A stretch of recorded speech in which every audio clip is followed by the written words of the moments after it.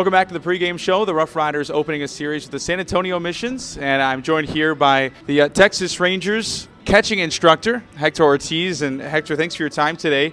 Appreciate it. And give a little bit of an idea for our fans out there exactly what your job entails. What are you doing on a day-to-day basis and over the course of the season? Well, during the course of the season, basically, I'm on a plane every 4 days.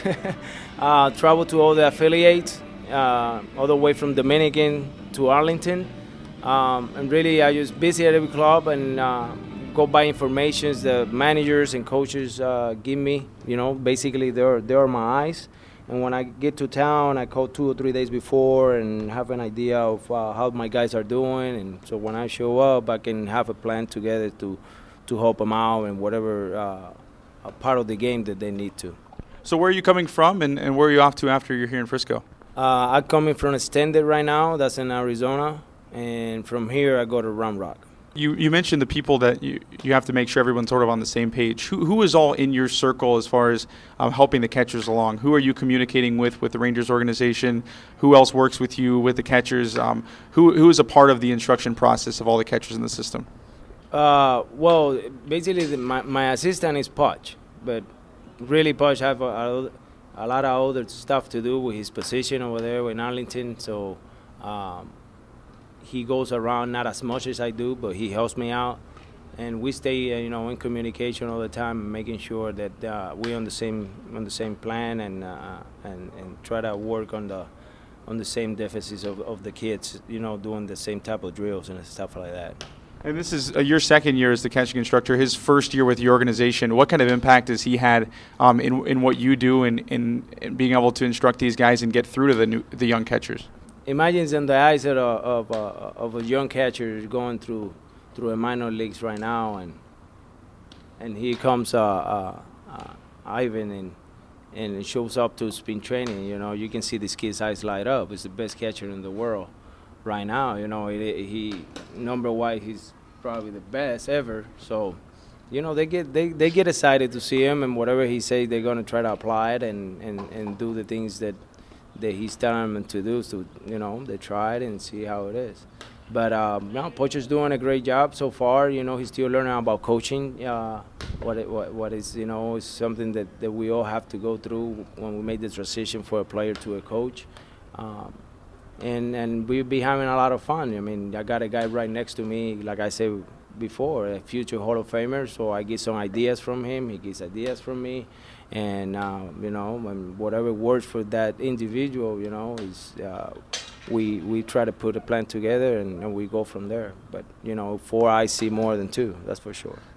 I'm joined here by Hector Ortiz, the Rangers catching instructor. And have you had a chance to go to Hickory yet? And if so, one of the top prospects in the Rangers system, Jorge Alfaro, is there. Talk a little bit about his progression as a catcher defensively. Obviously, he's got the power behind the plate. His hitting skills really coming along. But talk about him as a catcher. Well, Alfaro's a converted guy. He was a middle infielder, shortstop when he signed, and we converted him to a catcher like three or 4 weeks after he signed. And he has all the tools, He's a catcher who has the 5 tools physical tools that we need to play this game. He has speed, he has power, he has the arm. No, he's doing great. His progress is coming along. He blocks the ball well. He has a very powerful arm, but he uses it too much, in my opinion. I think he can depend more on a foot quickness and with his arm strength, he always going to be there, but he always think about power more than anything. But it's more about maturity. He's only 19, 18 years old. So, but he's on the right track. Right now, he has a little difficulty receiving, but it's more, like I say, it's more, maturity and the level of focus that he needs to have behind the plate that he hasn't developed completely yet. And another converted catcher, another infielder when he was signed, Tomas Telis, who's here with the RoughRiders, and you had a chance to manage him as part of the AZL team a few years back as well. Talk about where he has come and the progression you've seen from him since those days, and what he still needs to work on to improve his status as a catcher in this system. Mm-hmm. Well, with Telis, really probably this year so far, for all the trips I have made, this is my 3rd time here. He's probably the most improved since last year to this year in all aspects of the game. He always been a great thrower. He's still he has showed that this year, but his blocking and his receiving needing to improve. And I really believe his blocking has improved a ton, and his receiving is on and off. It's a lot better, but we still got room to improve and have work to do on it. And one thing I talked with Zach Zaneski about, who's been in the system for a long time and knows, I think, the philosophy pretty well, he said the calling of the game is really, for the most part, up to the pitchers. I was hoping that you could shed some light on the development of the catcher. At what point does game calling become important? And as catchers move along in the system from the rookie ball all the way up to AAA and into the majors, sort of what you look for as far as stepping stones, where they've got to meet this guideline, if they do, before they can move up the ladder. From Dominican, we concentrate on the physical things. He had to be able to receive, block, and at least be on two. Throwing at second base to be able to come to the States.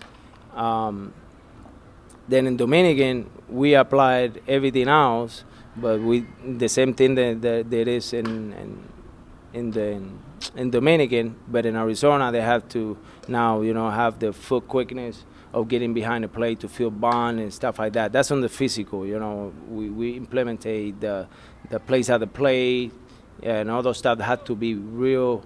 At least it have to be decent for them to leave Arizona to go somewhere else and play A-ball, and it keeps going like that. Calling the game, we don't do much in Dominican, but as soon as they get to Arizona, all they start doing is to get their mind into it is to recall the game the next day. Like the pitching coach and the catching guy, Vinny Lopez, who's in Arizona, will come with the chart the next day, and he will pick a situation, 2 or 3 situations during the game, and that they have to go back in their mind and recall exactly every pitch that they called that in that situation. That's how we start putting, and then when they get to A-ball, now they have to start doing a game plan, what they believe it should be the game plan for that night. Then they have to sit down with the pitching coach and put a master plan together with what the catcher has and what the pitching coach have information, and then after that they have to sit down with the pitchers and they talk about it.